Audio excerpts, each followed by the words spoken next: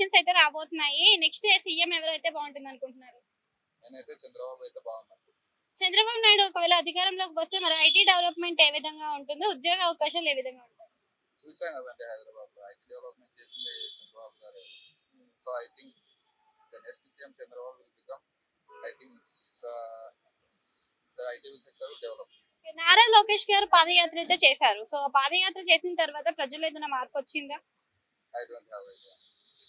Okay. ఇప్పుడు ప్రస్తుతం చూసుకున్నట్టయితే షర్మిలనే జగన్‌కి వ్యతిరేకత చూపిస్తున్నారు. దానివల్ల మరి ఏదైనా ఎఫెక్ట్ అయ్యే ఛాన్స్ ఉందా మన జగన్ గారికి?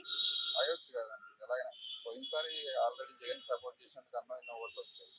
తన వ్యతిరేకత వల్ల కొన్ని ఓట్లు చీలే అవకాశం ఉంది. సో ప్రస్తుతం చూస్తున్నట్టయితే జగన్ పరిపాలన మీకు ఎలా అనిపిస్తుంది? బాగా ఉందండి. కొన్ని ఇంప్రూవ్మెంట్ ఉన్నాయి. అన్నీ చెప్పలేం కానీ కొన్ని పథకాలు ఇంప్రూవ్మెంట్ బాగా ఉంది. సో అన్ని పథకాలు అందరికీ అందుతున్నాయి అనుకోవచ్చా? ఏదో ఒకటి ఉంటుంది కానీ లోటు ఒక్కొక్కటి అందవు. ఏ ప్రభుత్వం వచ్చినా ఏదో ఒక లోటు ఉంటుంది కొందరికి అందదు. గుడివాడ అమర్నాథ్‌ని చూసుకున్నట్టయితే మరి ఐటీ సెక్టర్‌కి ఎంతవరకు పెట్టుబడులు పెట్టారనుకోవచ్చు? నా ఐడియా నేను ఎక్కడ నుంచి కాదు. నేను ఫ్రమ్ కర్నూలు. సో 3 క్యాపిటల్స్ బెటరా? సింగిల్ క్యాపిటల్ బెటరా? సింగిల్ క్యాపిటల్ పెడతాను. 100% సింగిల్ పెడతాను. సో జగన్ చాలా ధీమాగా, చాలా ధైర్యంగా చెప్తున్నారు. వై నాట్ 175 అని. 175కి 175 వచ్చే అవకాశం ఉందా? ఉండదు. సో ఎన్ని రావచ్చు అనుకుంటున్నారు? 100 రావచ్చు లేకపోతే 8 రావచ్చు అనుకుంటున్నాను. థాంక్యూ.